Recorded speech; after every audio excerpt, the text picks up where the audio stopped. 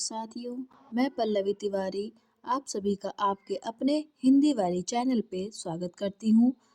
तो चलिए शुरू करते हैं आज का डिक्टेशन।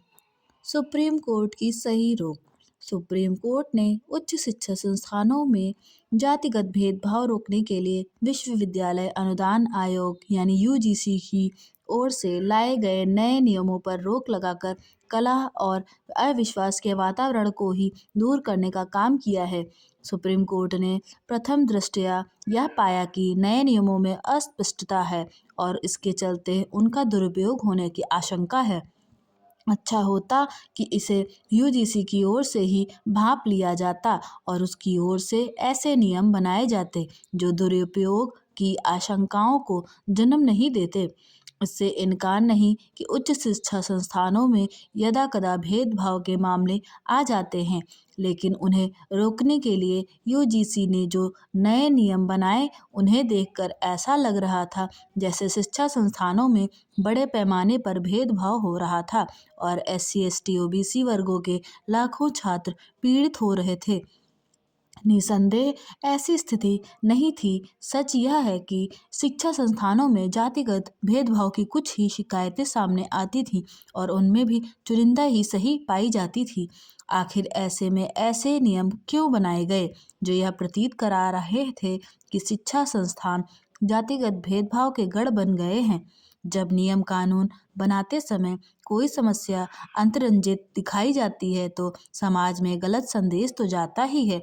राजनीतिक रोटियां सेकने वालों की भी पौबारा हो जाती है। यूजीसी के नए नियमों के मामले में भी ऐसा ही हुआ है। इन नियमों को लेकर विभाजनकारी राजनीति होने लगी और आरक्षित एवं सामान्य वर्गों को एक दूसरे के खिलाफ खड़ा करने का काम होने लगा। आखिर यूजीसी ने यह आभास क्यों नहीं किया कि समय के साथ जैसे सार्वजनिक स्थानों और कार्यस्थलों पर जातिगत भेदभाव कम हुआ है, वैसे ही शिक्षा संस्थानों में भी स्थिति सुधरी है। यह समझना भी कठिन रहा कि नए नियमों में भेदभाव के जाति आधारित भेदभाव क्यों कर दिया गया और झूठी शिकायतों के लिए सजा के प्राविधान को क्यों हटा दिया गया।